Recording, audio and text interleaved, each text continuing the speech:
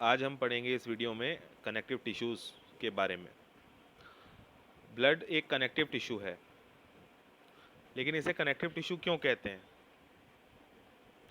इसे हम connective tissue इसलिए कहते हैं because blood makes connections between different organ systems of body. It provides various nutrients, gases, water and all different things which are required by different parts of the body, and it extracts out waste materials also from the tissues. So blood is a kind of a connective tissue. बहुत सारी important चीज़ें पहुंचाना, connection maintain करना different body parts के बीच में, ये blood का काम है। और साथ में वेस्ट को रिमूव करके लेके आना वहाँ से। आप जब कनेक्टिव टिश्यू की स्टडी करेंगे तो आपको पता चलेगा कि जो कनेक्टिव टिश्यू होते हैं उसमें जो सेल्स होते हैं दे आर लूजली स्पेस्ड, मतलब वो थोड़ा दूर दूर होते हैं और वो एक मैट्रिक्स के अंदर पाए जाते हैं। उस मैट्रिक्स को हम बोलते हैं इंटरसेलुलर मैट्रिक्स। यहाँ इस बात को ध्यान से समझना है, इंटरसेलुलर मैट्रिक्स क्या होती है। जैसे ये मैं सेल्स बना रहा हूँ, ये सेल्स दूर हैं और देखो इन सेल्स के बीच में क्या है। इन सेल्स के बीच में एक मैट्रिक्स प्रेजेंट है। मैट्रिक्स का मतलब इनके बीच में कुछ सब्सटेंस प्रेजेंट है और उसको नाम दिया गया है मैट्रिक्स। आई थिंक आपके मन में ये बात क्लियर हो रही होगी कि इंटरसेलुलर मैट्रिक्स का क्या मतलब है। इंटरसेलुलर मैट्रिक्स का मतलब क्लियर है, सेल और सेल के बीच में पाई जाने वाले सब्सटेंसेस। ओके, तो ये देखिए, this is the intercellular matrix जो मैंने अभी बनाई है। तो ध्यान रखिएगा इसका, ये पॉइंट आपके समझ में आ गया होगा कि जो सेल्स होते हैं they are loosely spaced and embedded in an intercellular matrix. The matrix में भी जेली लाइक। अब ये जो मैट्रिक्स मैंने बनाई थी अभी, ये जेली लाइक हो सकती है, यानी semi solid kind of matrix हो सकती है, या पूरी तरीके से फ्लड हो सकती है, यानी फ्लूइड यानी लिक्विड हो सकती है, या बहुत ज़्यादा डेंस हो सकती है, हार्ड हो सकती है ना। तो सेल टू सेल कनेक्शन बीच में जो बनाने का काम है वो मैट्रिक्स का है। और मैट्रिक्स 3 टाइप की हो सकती है, फ्लड टाइप भी हो सकती है, जेली लाइक भी हो सकती है, और डेंस या रिजिड भी हो सकती है। तो मैट्रिक्स का जो नेचर है वो अलग अलग हो सकता है टिश्यू के अकॉर्डिंग, कनेक्टिव टिश्यू के अकॉर्डिंग। जैसे अगर हम एक ब्लड का ड्रॉप किसी स्लाइड पर रख के देखें और हम उसको माइक्रोस्कोप में जब देखेंगे तो हमें पता चलेगा उसमें बहुत सारे डिफरेंट काइंड्स के सेल्स हैं। ये सेल्स कौन कौन से होते हैं? These cells are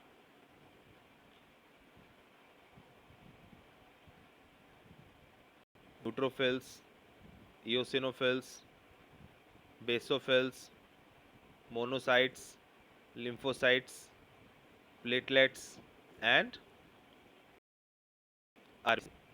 This is the, just wait, this is RBC. Okay, तो अलग अलग टाइप के सेल्स आपको ब्लड में मिल सकते हैं, है ना।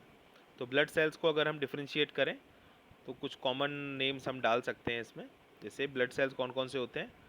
RBC, WBC और प्लेटलेट्स, है ना। अब ये जो RBC है वो नीचे बना हुआ था थोड़ा। WBC कौन कौन से हैं? तो ये WBC के टाइप्स हैं। ये पांचों सेल्स जो हैं they are the type of WBC। तो white, different white blood corpuscles यानी white blood cells. Okay, and platelets यहाँ पर हैं। तो ब्लड सेल्स हैं ये। तो ब्लड क्या है? Blood is a connective tissue, ठीक है। अब ये एक ऐसा कनेक्टिव टिश्यू है जिसमें फ्लूइड मैट्रिक्स है ना। फ्लूइड मैट्रिक्स का मतलब होता है लिक्विड मैट्रिक्स, यानी एक सेल और दूसरे सेल के बीच में कोई लिक्विड प्रेजेंट है जिसको हम बोलते हैं प्लाज्मा। तो प्लाज्मा में ब्लड सेल्स आपको मिलेंगे। तो सपोज ये प्लाज्मा है, ठीक है, और इस प्लाज्मा में हमको ब्लड सेल्स मिलेंगे। अलग अलग टाइप के ब्लड सेल्स हमें कहाँ मिलेंगे, प्लाज्मा में मिलेंगे। ओके, तो इस तरह से अब आप समझ गए कि इसका मतलब है क्या मैट्रिक्स का, है ना।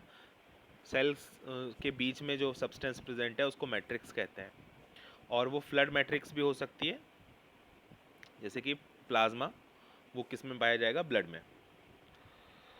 सो प्लाज्मा में कौन कौन से सेल्स आपको तैरते हुए मिलेंगे, इसमें आपको आरबीसी, डब्ल्यूबीसी और प्लेटलेट्स तीनों मिलेंगे। तो ब्लड क्या होता है, blood is equal to blood cells plus plasma, ठीक है ना, इनका कॉम्बिनेशन ब्लड कहलाता है। प्लाज्मा में क्या प्रेजेंट होता है, प्लाज्मा में प्रोटीन्स हैं बहुत सारे, different kinds of salts, hormones, water, ये सब प्लाज्मा में है प्रेजेंट्स, ठीक है ना। ब्लड का काम क्या होता है, blood flows and transport gases, है ना, गैसेस को ट्रांसपोर्ट करता है, कार्बन डाइऑक्साइड को, ऑक्सीजन को, डाइजेस्टेड फूड जो होता है हमारा उसके न्यूट्रिएंट्स, कार्बोहाइड्रेट्स, फैट्स, प्रोटीन्स, इनको ट्रांसफ़र करने का काम ब्लड का है, अलग अलग हार्मोन्स को ट्रांसफ़र करने का काम है ब्लड का, और जो वेस्ट मटेरियल हमारे सेल्स में जनरेट होते हैं उनको भी ट्रांसपोर्ट करने का काम किसका है, ब्लड का है। तो ब्लड एक ट्रांसपोर्ट मीडियम की तरह काम करता है हमारी बॉडी में। अगला कनेक्टिव टिश्यू है बोन। अब बोन में आपको ये ध्यान रखना पड़ेगा उसका काम क्या है, कि उसका काम है हमारे बॉडी के फ्रेमवर्क को यानी ढांचे को बनाना। और ये हमारे बॉडी का जो फ्रेमवर्क है ये किससे बना हुआ है, स्केलेटन से बना हुआ है। हमारा जो स्केलेटन है इसमें बहुत सारी बोन्स होती हैं, ठीक है ना, जो कि सपोर्ट करती हैं हमारी पूरी बॉडी को। इन बोन्स पे ही मसल्स अटैच होती हैं, और मसल्स के मूवमेंट से आपका स्केलेटन मूव करता है, और फिर आपका जो पूरा बॉडी है वो वर्क करता है। इसके अलावा हमारे कुछ इंपॉर्टेंट ऑर्गन्स हैं, उनको प्रोटेक्ट करने का काम भी बोन का है, जैसे स्कल। स्कल जो है इसको ये हम अपनी हेड बोन है ना, हम खोपड़ी कहते हैं इसको, स्कल, इसके अंदर ब्रेन प्रोटेक्टेड है ना। हमारी वर्टिब्रल कॉलम,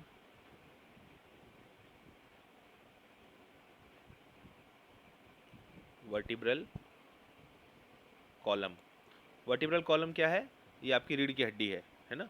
तो रीढ़ की हड्डी के अंदर क्या प्रोटेक्टेड है, आपका स्पाइनल कॉर्ड। स्पाइनल कॉर्ड किससे बनी है, नर्व से बनी है बहुत सारी। तो स्पाइनल कॉर्ड को बचाने का काम कौन कर रहा है, वर्टिब्रल कॉलम। तो रिब्स जो हैं ये हमारे चेस्ट में है, और ये हमारे लंग्स को बचाने का काम करती हैं। तो हमारे जो स्केलेटल सिस्टम है उसमें बहुत सारी बोन्स ऐसी हैं जो हमारे इंपॉर्टेंट ऑर्गन्स को प्रोटेक्ट कर रही हैं, और इसके अलावा हमारा फ्रेमवर्क बनाने का काम भी बोन्स का होता है। फ्रेमवर्क मतलब हमारे शरीर का ढांचा बनाने का, ठीक है ना। अब इसमें ध्यान रखना पड़ेगा आपको यहाँ पे आपको, कि बोन जो होता है वो कैसा होता है, bone is a strong and non flexible tissue. Bone is a kind of a connective tissue, ठीक है, कनेक्टिव टिश्यू का टाइप है ये, और ये नॉन फ्लेक्सिबल होती है, फ्लेक्सिबिलिटी नहीं होती इसमें, और ये काफ़ी मजबूत होती है। और इस वजह से क्या एडवांटेज मिलता है आपको, आप आसानी से मूव कर पाते हो और सीधे खड़े रह पाते हो, है ना। तो स्ट्रेंथ आपको जो मिलती है वो इसके कारण ही मिलती है। Bone cells are embedded in a hard matrix. तो बोन में जो मैट्रिक्स है वो हार्ड है, तो बोन सेल्स को बोलते हैं osteocytes, OSTEOCYTES। Bone cells are called as osteocytes, और ऑस्टियोसाइट्स जो हैं they are present in the hard matrix, solid hard matrix, ठीक है। इस मैट्रिक्स को बनाने वाले कैल्शियम और फास्फोरस के कंपाउंड्स होते हैं। तो कैल्शियम और फास्फोरस के जो कुछ कंपाउंड्स हैं वो उसको मजबूत बनाते हैं, हार्ड बनाते हैं। तो यहाँ पर आपको बोन वाला ये दिया हुआ है डायग्राम।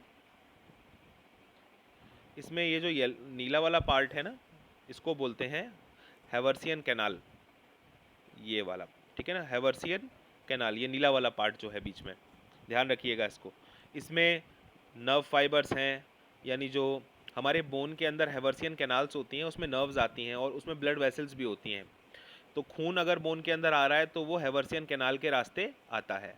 और हमारी बोन के अंदर बहुत सारे ऑस्टियोसाइट्स पाए जाते हैं। ऑस्टियोसाइट्स क्या है? बोन सेल, ठीक है ना। ये एक इम्पॉर्टेंट क्वेश्चन बन जाता है, ठीक है। तो ऑस्टियोसाइट क्या है? It is a bone cell.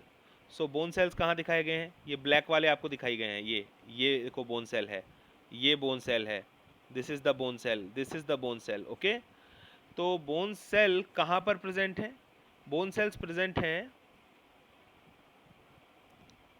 एक गैप बना हुआ है जिसको हम बोलते हैं लेक्यूना। लेक्यूना का मतलब होता है हमारी जो बोन होती है, बोन में जो मैट्रिक्स होती है वो सॉलिड होती है, आपको पता है। उस सॉलिड मैट्रिक्स में कुछ गैप बने हुए हैं, उन गैप्स के अंदर आपको क्या मिलेगा? ऑस्टियोसाइट मिलेगा, बोन सेल मिलेगा, है ना। और बोन सेल एक दूसरे बोन सेल के साथ कनेक्शन बनाता है बाय द हेल्प ऑफ कैनलिक्यूलस। कैनलिक्यूलस देखो, जैसे मैं आपको बताता हूँ, जैसे सपोज ये लेक्यूना है, लेक्यूना के बाहर ऐसे रास्ते बने हुए हैं, कनेक्शंस बने हुए हैं, जिन्हें हम क्या बोलते हैं? कैनलिक्यूलस। एक को बोलते हैं हम क्या? कैनलिक्यूलस। और बहुत सारे हो जाएंगे तो क्या हो जाएंगे? कैनलिक्यूलाई, CANALICULI, कैनलिक्यूलाई। So osteocytes are the bone cells which are present in the lacuna, okay, and there are canaliculus which help in connection of one osteocyte with the another osteocyte. तो एक osteocyte दूसरे osteocyte के साथ कैसे connected है? by the help of these canaliculi. clear? ये देखिए, they are now connected to each other here and here and here. so bone cell कहाँ पर है? अंदर है, ये रहा बोन सेल और ये रहा बोन सेल। और बाकी ये मैट्रिक्स कैसी है बाहर? इस मैट्रिक्स को मैं ग्रीन कलर दे रहा हूँ। This matrix is the hard matrix, okay, this matrix is the hard one. और ये सेंटर में क्या है? यहाँ पर मैं ग्रीन कलर दे रहा हूँ, सेंटर में ये, this is the Haversian canal which provides nerve fibres and blood vessels. तो इतना ध्यान रखिएगा बस कि ऑस्टियोसाइट क्या होता है और बोन की मैट्रिक्स कैसी होती है, ठीक है ना। Next is the two bones can be connected to each other by another type of connective tissue which is called as ligament. तो सपोज जॉइंट्स होते हैं हमारे जॉइंट्स के आसपास, जहाँ दो बोन्स आपस में कनेक्टेड होती हैं, तो उनको कनेक्ट करने का काम होता है एक और कनेक्टिव टिश्यू का, जिसको हम बोलते हैं लिगामेंट, ठीक है। ये बड़ा इंपॉर्टेंट आपके लिए हो जाता है, लिगामेंट्स बोन से बोन को कनेक्ट करेगा, ठीक है ना। तो ये लिगामेंट जो होता है ये काफ़ी इलास्टिक होता है और इसमें काफ़ी स्ट्रेंथ होती है। लिगामेंट्स की जो मैट्रिक्स होती है वो काफ़ी कम होती है, ठीक है ना। और लिगामेंट्स काम होता है बोन को बोन से कनेक्ट करना, तो मैट्रिक्स जो होती है लिटिल होती है, कम होती है उसमें। अगला पार्ट पढ़ेंगे हम टेंडोन्स। टेंडोन्स का काम होता है मसल को बोन से जोड़ना। तो बोन कहीं भी अगर मसल से कनेक्टेड है तो वो टेंडोन से है, ठीक है। टेंडोन्स में बहुत सारे रेशे होते हैं, यानी फाइबर्स होते हैं, और टेंडोन्स में स्ट्रेंथ होती है लेकिन फ्लेक्सिबिलिटी कम होती है। तो लिगामेंट में और टेंडोन में अगर आपको ध्यान रखना पड़ेगा, तो अगर डिफरेंस करना है तो दो डिफरेंसेस याद रखो। लिगामेंट इलास्टिक होते हैं, ज़्यादा फ्लेक्सिबल होते हैं एज़ कम्पेयर टू टेंडोन्स, और लिगामेंट दो बोन्स को कनेक्ट करते हैं, जबकि टेंडोन्स मसल से बोन को कनेक्ट करते हैं। तो ये आप ध्यान रखिएगा। तो ये भी दोनों, ये और लिगामेंट और टेंडोन, ये दोनों के दोनों क्या हैं? Connective tissue. इससे पहले हमने क्या पढ़ा था? इससे पहले हमने पढ़ा था बोन, और उससे पहले हमने पढ़ा था blood, okay. Another type of connective tissue is the cartilage. Cartilage में जो सेल्स होते हैं वो काफ़ी दूर होते हैं, वाइडली स्पेस्ड सेल्स होते हैं, और मैट्रिक्स होती है सॉलिड। लेकिन ये कार्टिलेज की जो मैट्रिक्स होती है ये बोन की तरह बहुत ज़्यादा स्ट्रॉन्ग और हार्ड नहीं होती, ये थोड़ा सा इलास्टिक होती है। इस मैट्रिक्स को बनाते हैं प्रोटीन्स और शुगर्स। कार्टिलेज कहाँ मिलेगा आपको? Cartilage smoothens the bone surface at joints. देखिए जॉइंट्स पर जहाँ पर दो बोन्स आपस में अटैच्ड हैं, वहाँ पर बोन के सरफेस को स्मूथ करने का, यानी अगर हमारी दो बोन्स आपस में, suppose they are attached at the joints. तो उन बोन्स के सरफेस को स्मूथ करने का काम, यानी सरफेस के ऊपर क्या प्रेजेंट होता है, कार्टिलेज प्रेजेंट होता है, जिसकी वजह से क्या होता है, हमारी ये दो बोन्स जो आपस में कनेक्टेड हैं ये आपस में घिसती कम है, फ्रिक्शन कम होता है। तो cartilage smoothens the bone surface at joints and it is also present in the nose. आप अपनी नोज़ को देखो, नोज़ को आप घुमा करके देखो आगे से पकड़ के, तो वो आसानी से घूम जाती है क्योंकि उसमें क्या है, कार्टिलेज है। अपने कान को पकड़ के आप मोड़ सकते हो, बाहर के कान को, इसको पिन्ना कहते हैं। ऐसा क्यों कर पा रहे हो आप, बिकॉज उसमें कार्टिलेज है जो इतना हार्ड नहीं है जैसे कि बोन होती है। आपके ट्रैकिया में, यानी आप, ट्रैकिया का मतलब क्या होता है, wind pipe, okay, wind pipe जिसमें से हवा जाती है, लैरिंग्स जिसको हम साउंड बॉक्स भी बोलते हैं, तो इन सब में कार्टिलेज प्रेजेंट है। We can fold the cartilage of ears but we can not bend the bones in our arms. आप अपने हाथों की हड्डियों को तो नहीं मोड़ सकते, लेकिन अपने कानों के कार्टिलेज को जरूर मोड़ सकते हो। तो कार्टिलेज में और बोन में अंतर आपको पता चल गया, ठीक है ना, दोनों डिफरेंट हैं। यहाँ पर आप देखें कार्टिलेज को बनाने वाले सेल का नाम क्या है, कॉन्ड्रोसाइट, और बोन को बनाने वाले सेल का नाम क्या था, ऑस्टियोसाइट, ठीक है। जो उसकी मैट्रिक्स होती है कार्टिलेज की उसको बोलते हैं हाइलिन मैट्रिक्स, और कॉन्ड्रोसाइट्स आपको दिखाई दे रहे हैं, ये कॉन्ड्रोसाइट्स हैं, दीज दीज आर कॉन्ड्रोसाइट्स, और काफ़ी दूर दूर हैं, बीच में कितना स्पेस है देखिए।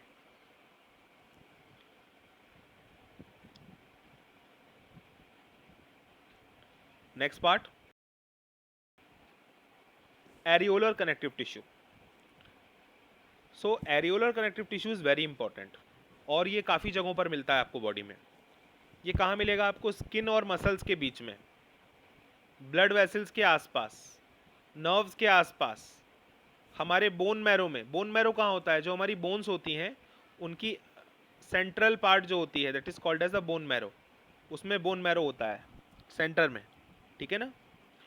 तो बोन मैरो में, ब्लड वेसल्स के आसपास, नर्व्स के आसपास, स्किन और मसल्स के बीच में, और जो ऑर्गन्स के बीच में स्पेस रह जाते हैं, जैसे एक ऑर्गन और दूसरे ऑर्गन के बीच में जो स्पेस है, वहाँ पर हमारे आंतरिक ऑर्गन्स को, इंटरनल ऑर्गन्स को सपोर्ट करने का काम है ना, ये करने का काम कौन करता है, एरियोलर कनेक्टिव टिश्यू। ऑर्गन्स को सपोर्ट करता है, रिपेयर में हेल्प करता है टिश्यूज़ की, ठीक है, ये सारे काम ये करता है। तो ये काफ़ी ये कह लो आप एबंडेंट है, काफ़ी पाया जाता है हमारी बॉडी में। तो एरियोलर कनेक्टिव टिश्यू आपको दिखाई दे रहा है, डी वाला डायग्राम। इस कनेक्टिव टिश्यू में देखो सबसे इंपॉर्टेंट बात, आपको बहुत सारे फाइबर्स दिखाई दे रहे हैं, है कि नहीं, रेटिकुलर फाइबर, कोलाजिन फाइबर, तो ये प्रोटीन से बने फाइबर्स हैं, दिखाई दे रहे होंगे आपको, रेशे के जैसे है ना, धागे के जैसे। तो these fibres, fibroblast are those cells which produce fibres. तो फाइब्रोब्लास्ट वो सेल हैं जो फाइबर को बना रहे हैं। इसके अलावा आपको मैक्रोफेज दिखाई दे रहे हैं जो फैगोसाइटोसिस करते हैं। फैगोसाइटोसिस का मतलब एरियोलर टिश्यू में घूमते रहते हैं, और अगर कोई फॉरेन बॉडी दिख जाती है, जैसे बैक्टीरिया है ना, या और कोई फॉरेन बॉडी, तो उसको ये खाने का काम कर देते हैं, उसको खा जाते हैं, जिससे कि ये हमारे इम्यून सिस्टम को मदद करते हैं। इम्यून सिस्टम का मतलब है हमारे बॉडी को रोग से लड़ने में हेल्प करते हैं, मैक्रोफेजेस। आपको मास्ट सेल्स दिखाई दे रहे होंगे, तो जो मास्ट सेल्स हैं इनका क्या काम है, मास्ट सेल्स भी इम्यून सिस्टम की हेल्प करते हैं। जब कभी भी हमारी बॉडी को इन्फेक्शन से लड़ना पड़ता है, तो इन्फेक्शन से लड़ने में मास्ट सेल्स हमारी हेल्प करते हैं। प्लाज्मा सेल्स भी हमारे इम्यून सिस्टम की हेल्प करते हैं। कैसे, ये एंटीबॉडीज़ का फॉर्मेशन करते हैं, एंटीबॉडीज़ का फॉर्म करते हैं। तो एंटीबॉडीज़ क्या करती हैं, एंटीबॉडीज़ जाके पैथोजेंस को किल करती हैं, बैक्टीरिया को किल करती हैं, ठीक है ना। किसी भी एंटीजन को, एंटीजन मतलब फॉरेन सब्सटेंस, किसी भी एंटीजन को किल करने का काम कौन करेगा, एंटीबॉडी, याद रखिएगा। तो हमारा जो इम्यून सिस्टम है ना, इम्यून सिस्टम, उसकी हेल्प कर रहे हैं ये तीनों, plasma cells, mast cells and macrophages. अभी मैंने आपको तीनों के फंक्शन बताए। नेक्स्ट पार्ट, आपकी बॉडी में जो फैट है वो आपको पता है कि स्किन के नीचे हमारे इंटरनल ऑर्गन्स के आसपास यहाँ पर वो स्टोर्ड होता है ना। तो फैट का काम क्या होता है? फैट का काम होता है टू प्रोवाइड यू एनर्जी। जो आपकी बॉडी को बहुत ज़रूरत होती है तो एनर्जी प्रोवाइड करने का काम करता है। इसके अलावा कुशन की तरह आपके ऑर्गन्स को सपोर्ट करता है। इसके अलावा इंसुलेटर का भी काम करता है, आपकी बॉडी हीट को प्रिजर्व रखता है, बचा करके रखता है, आसानी से हीट आपकी बॉडी से बाहर नहीं निकलती। तो फैट्स भी इम्पोर्टेंट हैं। और जो सेल्स होते हैं जो फैट को अपने अंदर, जो फैट टिश्यू, जो आप ये कह लो कि एडिपोसाइट्स वो सेल्स हैं जो एडिपोस टिश्यू में आपको मिलते हैं। जैसे देखो यहाँ पर एडिपोसाइट नाम लिखा हुआ है, ठीक है ना। तो एडिपोसाइट वो सेल है जिसमें फैट स्टोर्ड है। आपको दिखाई दे रहा होगा, ये रहा वो सेल, और इस सेल में न्यूक्लियस भी दिखाई दे रहा होगा आपको यहाँ पर, ठीक है ना। और अंदर क्या स्टोर्ड है? फैट स्टोर्ड है, ये भी फैट है। तो adipocyte is the cell of adipose tissue. So बहुत सारे हमने यहाँ पर आज कनेक्टिव टिश्यूज़ के बारे में थोड़ा थोड़ा जाना। कौन कौन से कनेक्टिव टिश्यूज़ थे ज़रा एक बार उसको लिख लेते हैं। पहला हमने पढ़ा था ब्लड, ठीक है। सेकंड हमने पढ़ा था बोन। थर्ड हमने पढ़ा था टेंडन। फोर्थ पढ़ा था लिगामेंट। पांचवा कनेक्टिव टिश्यू पढ़ा हमने कार्टिलेज।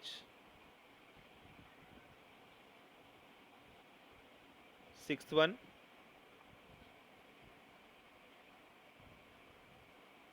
एरियोलर टिश्यू,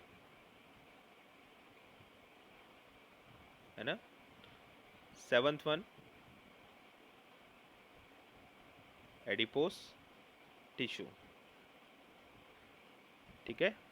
तो ये सारे कनेक्टिव टिश्यूज़ हमने अभी थोड़ा थोड़ा उनके बारे में, केवल इंट्रोडक्टरी नॉलेज है कि आपको पता होना चाहिए इनका काम क्या होता है, ठीक है ना। बोन से बोन को कौन जोड़ता है? लिगामेंट। बोन से मसल को कौन जोड़ता है? टेंडोन। हार्ड मैट्रिक्स किसकी है? स्ट्रक्चरल फ्रेमवर्क कौन बनाता है? बोन। और ब्लड कैसा है? फ्लूइड मैट्रिक्स का है। आरबीसी, डब्ल्यूबीसी, प्लेटलेट्स ये इसमें पाए जाते हैं। कार्टिलेज जो है इसके सेल का नाम क्या है? कॉन्ड्रोसाइट, ठीक है ना। और एडिपोस टिश्यू का काम क्या है? Fat storage. एरियोलर टिश्यू क्या करता है? हमारी बॉडी के अंदर बहुत सारे स्पेसेस में प्रेजेंट होता है, ऑर्गन्स के आसपास, नर्व्स के आसपास, ब्लड वेसल्स के आसपास, स्किन और मसल के भी आसपास। So that's it for this video. Thank you.